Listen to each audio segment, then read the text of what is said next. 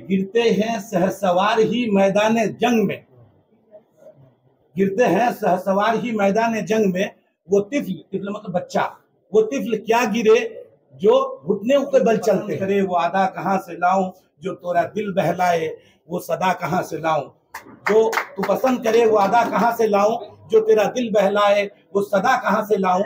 लेकिन अचानक हमको जावेद भाई को फोन किया कि हम जो है बागडोगरा में उतरेंगे और उतर के आपके शहर होते हुए हम रायगंज जाएंगे।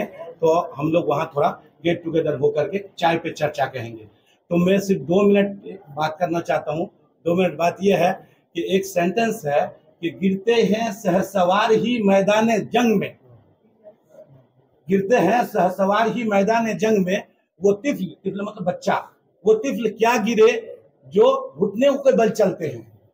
ये बहुत मीनिंगफुल वर्ड है। रिंकू दा को डेडिकेट कर रहा हूँ कि जैसे कि लोकसभा के इलेक्शन में तमाम लीडर्स, तमाम वर्कर्स, तमाम लोग मेहनत किए, उनकी सारी कुर्बानी मौजूद रही। उसके बावजूद भी जो उन्होंने एक पॉइंट की तरफ इशारा किया कि माइनॉरिटी है तो माइनॉरिटी के वोट, जिस वजह से गुलाम रब्बानी साहब के कहने पर हम कांग्रेस के दामन छोड़ करके टीएमसी का दामन ममता जी की पार्टी में शामिल हुए। वो सिर्फ इसलिए शामिल हुए थे ताकि हमारे वोट का बंटवारा ना हो और हम जो है रिंकू दा को सांसद के रूप में देखना चाहते थे। तो वो शेर है ना कि जो तू पसंद करे वो आदा कहाँ से लाऊं, जो तोरा दिल बहलाए वो सदा कहाँ से लाऊं। जो तू पसंद करे वो आदा कहाँ से लाऊं, जो तेरा दिल बहलाए वो सदा कहाँ से लाऊं।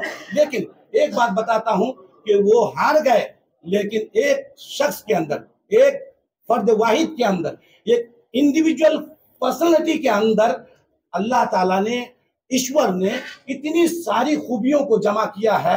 अगर मैं कोई बढ़ा चढ़ा के ना बोलूं, सिर्फ आपको इशारा करता चलूं कि अपने एक कम उम्री में, एक यंग लाइफ में वो एक बेहतरीन सक्सेसफुल बिजनेसमैन है।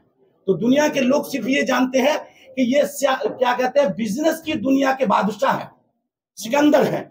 लेकिन नहीं, गलत है। अगर आप जब रिंकू दा को स्टडी करेंगे गहराई से तो वो एक बेहतरीन सोशल एक्टिविस्ट भी है कि जो गरीबों का, लाचारों को, मजबूरों के घर घर जाकर के राशन, कपड़ा, जरूरत के सामान को पहुंचाने का काम करते हैं। तो ये एक, जब सोशल एक्टिविस्ट के मैदान में जाएंगे तो वहां भी उनके सामने सब कुछ मांद पड़ जाते हैं और वहां भी वो बेताज बादशाह है। और सियासत के बाजीगर कैसे हैं कि इतना कुछ होने के बाद, इतनी मेहनत करने के बाद वो उस सीट को हार जाते हैं। लेकिन आपको मैं एक चीज इशारा दिलाता हूं कि पहला शख्स है जो रायगंज की सरजमीन से पहली बार वहां बीजेपी जीता, तो वो क्रेडिट गोज टू रिंकू दा। उसके बाद उन्होंने बीजेपी छोड़ दिया, फिर तृणमूल में आए, तो फिर पहली बार तृणमूल जो है रायगंज में जीता। नहीं तो हमेशा कांग्रेस सीपीएम जीतता था, लेकिन अगर कोई फिर जीता तृणमूल के बैनर तले तो वो रिंकू दा की शख्सियत है। उसके बाद वो इलेक्शन में रिजाइन किए, इलेक्शन हार गए लोकसभा का। उसके बाद 1 महीना बाद फिर इलेक्शन होता है, फिर 50,000 से ज्यादा वोटों से वो अगर जीतते हैं तो ये क्रेडिट गोज टू रिंकू दा। तो एक आदमी सियासत के भी बाजीगर बेताज बादशाह है और सोशल वर्क के भी एकदम बेताज बादशाह, सामाजिक खिदमत में भी उनका कोई सानी और दूसरा कोई हम दूजा नहीं है। और क्या कहते हैं, बिजनेस में भी बेताज बादशाह है। तो हमारा, आपका, तमाम तृणमूल कर्मी समर्थक का ये फर्ज बनता है, ये ड्यूटी बनती है कि हम सब मिलके ऐसे लीडर को हम आगे सांसद पहुंचाने का काम करेंगे। दीदी के बैनर तले, ममता दीदी के आइडियोलॉजी को आगे लेकर के हम इनको सांसद पहुंचाएंगे, ताकि ये सांसद में जाकर जो हमारे गरीबों का, मजलूमों का और बैकवर्ड इलाके की बात वहां उठाए और हमारे हुकूक को ये दिलाए।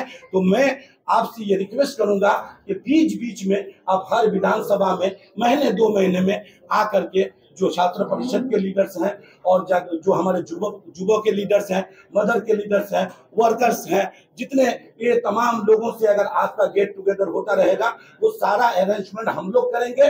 और आप आएंगे, आने के बाद जब गेट टुगेदर होगा, कुछ डिस्कशन होगा, तो फिर ये होगा कि लोगों के अंदर आपको देख के एक हौसला पैदा होगा और ये कारवां रुकेगा नहीं और हम लोग झुकेंगे भी नहीं, ना रुकेंगे ना झुकेंगे, बल्कि आपकी लीडरशिप में हम लोग जो है ममता दीदी के हाथ को, अभिषेक बंदोपाध्याय के हाथ को मजबूत करेंगे। तृणमूल कांग्रेस जिंदाबाद, ममता बनर्जी जिंदाबाद, अभिषेक बंदोपाध्याय जिंदाबाद।